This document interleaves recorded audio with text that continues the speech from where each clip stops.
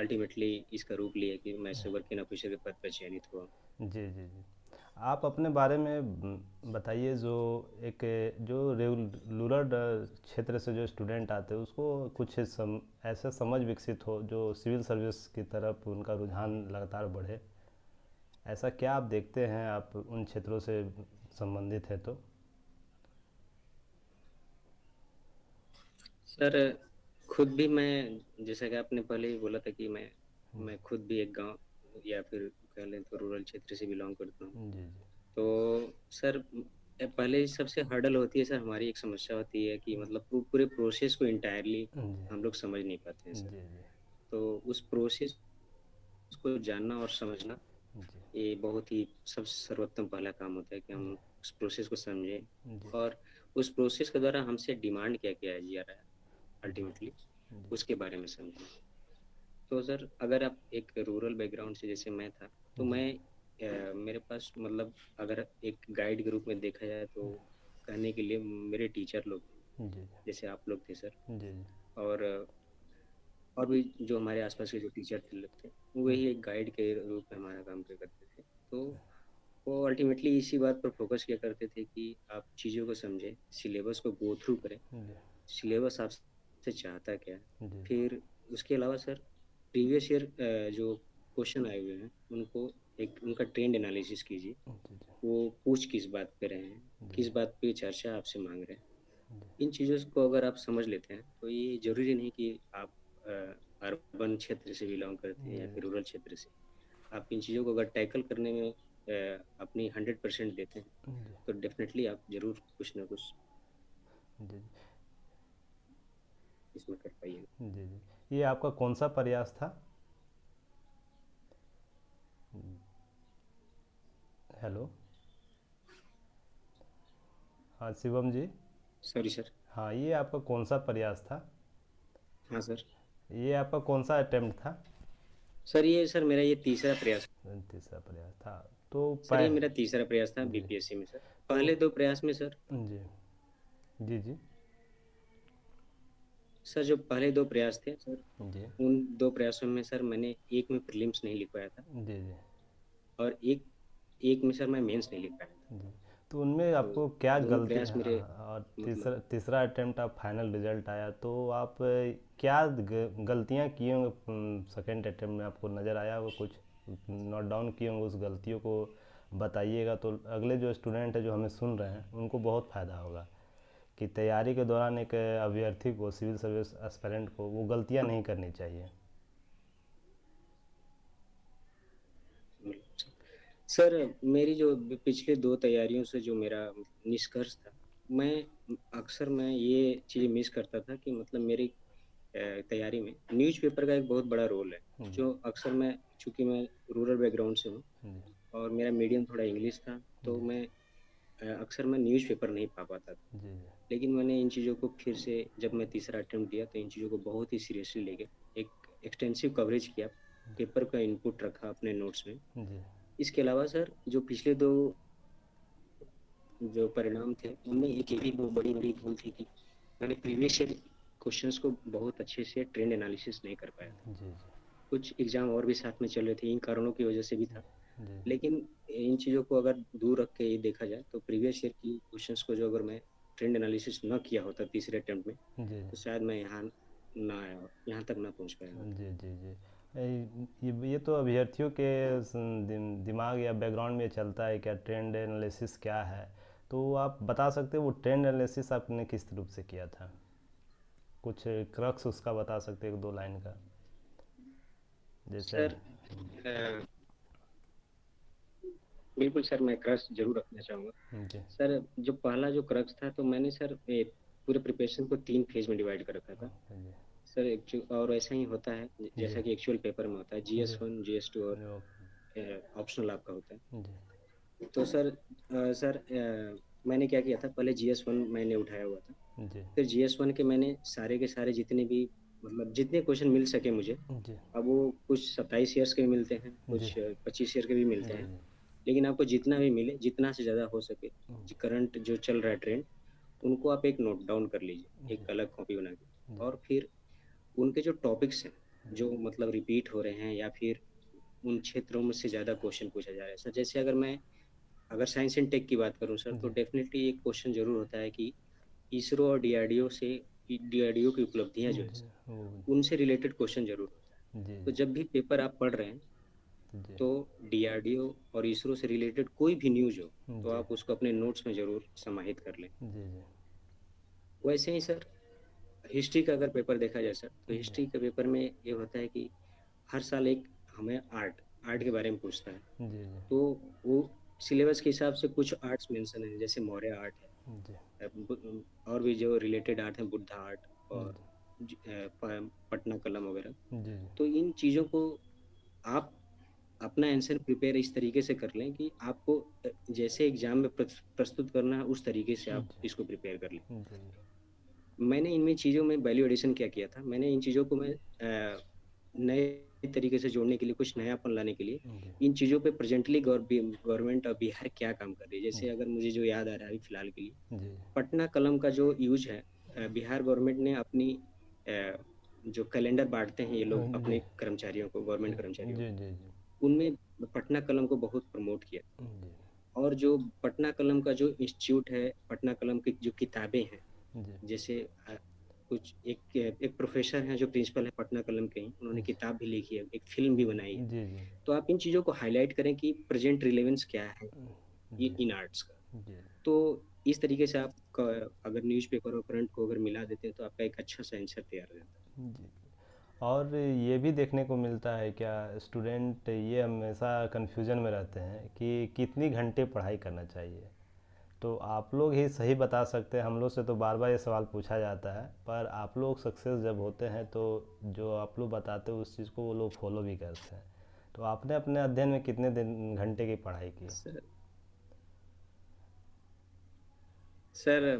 Sir घंटे के हिसाब से तो पढ़ाई नहीं करता जी था, मैं स्लॉट के हिसाब से पढ़ाई जी करता था। जी मेरा सर एक स्लॉट 40 मिनट का होता था। जी जी तो मैं टाइमर लगा के, जी सर कोई लोग क्लॉक में लगा सकते हैं, कई लोग मोबाइल में लगा सकते हैं। मोबाइल में ना लगाएं तो ज़्यादा अच्छा रहेगा, क्योंकि आपको अल्टीमेटली आप कहीं ना कहीं और चले जाएंगे मोबाइल में। जी तो जी मोबाइल से दूर ही थोड़ा।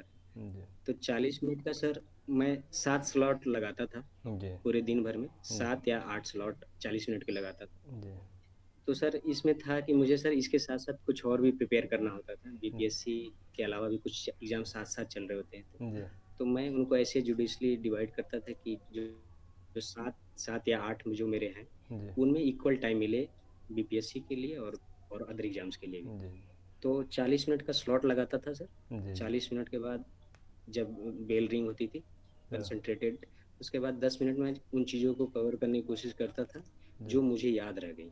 जी जैसे सर, अगर मान लीजिए सर, मैं अगर एक टॉपिक पढ़ रहा हूँ, अगर मैं एंथ्रोपोलॉजी से बताऊँ सर, तो जी मैं क्या करता था कि 40 मिनट तो मैं उस टॉपिक को समझ लिया। जी फिर अगले 10 मिनट या 20 मिनट जो भी आपके पास टाइम है, एक जी घंटे के स्लॉट जी जी में, उसमें मैं उन ड्राइंग्स पे ज़्यादा फोकस करता था, फिर से ड्रॉ करता था। और बहुत हल्के मन से सर, ये नहीं कि मतलब उसको भी एकदम अ, याद कर जाना है, कंठस्थ कर जाना है, जी एकदम हल्के तरीके से कि जी हाँ क्या क्या याद रह गया मुझे, जी उनको थोड़ा देख लीजिए। आप उसमें चाहे तो लू ब्रेक ले सकते हैं, वाटर ब्रेक ले सकते हैं, जो आपको जी जो करना है कर सकते हैं। जी तो आप 40 मिनट के अगर 8 या 10 स्लॉट लगाते हैं, तो आपका बन जाता है 40 इंटू आप 8 कर लीजिए। जी तो जितना बन जाए उतना हो जाए। उसके अलावा आप अगर और स्लॉट लगाने में अगर अच्छे हैं, तो बहुत well and good. Very good. तो हाँ, ऐसे ही मेरी ये रहती थी। स्टूडेंट के सामने यही सबसे बड़ी समस्या होती है, अपने जो भी स्टडी मटेरियल उसको कैसे मैनेज किया जाए, टाइम मैनेजमेंट क्या होता है, ये सफल अभ्यर्थियों का सबसे पहला गुण होता है, ये टाइम मैनेजमेंट वो करते हैं। अच्छा, आपका ऑप्शनल पेपर क्या था? सर मेरा एंथ्रोपोलॉजी था सर। हाँ, तो एंथ्रोपोलॉजी ऑप्शनल पेपर, और तो मैंने इंग्लिश मीडियम में दिया। हाँ, तो एंथ्रोपोलॉजी और जीएस को आपने कैसे मैनेज किया? ये स्टूडेंट के सबसे बड़ी समस्या ये भी रहती है कि वो अपने ऑप्शनल पेपर को जीएस के साथ कैसे कनेक्ट करते हाँ हैं। सर। सर ये समस्या मेरे को भी थी। जी इनिशियली ये लगता था कि जी 50 नंबर के आंसर्स कैसे लिखा जाए, जी क्योंकि सर जी जो मैं अदर एग्जाम्स की बात कर रहा हूँ सर, उसमें हाँ 250 वर्ड ही लिखा जाता है। हाँ तो जैसे ये हम लोग के लिए बहुत समस्या थी कि जी 50 नंबर में कितना लिखा जाएगा। लिखा जाए। तो 50 नंबर में लिखने के लिए सर ये बहुत बड़ी समस्या थी कि हम उन चीज़ों को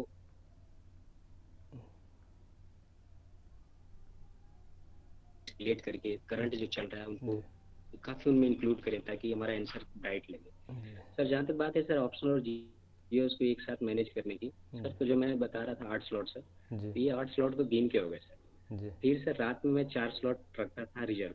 जी वो रिजर्व स्लॉट इसलिए रखता था कि अगर मुझे लगता है कि मेरे दिन में उतनी प्रोडक्टिविटी नहीं हो पाएगी, जी तो मैं 2-2 स्लॉट बाँट लेता था। जी 2 स्लॉट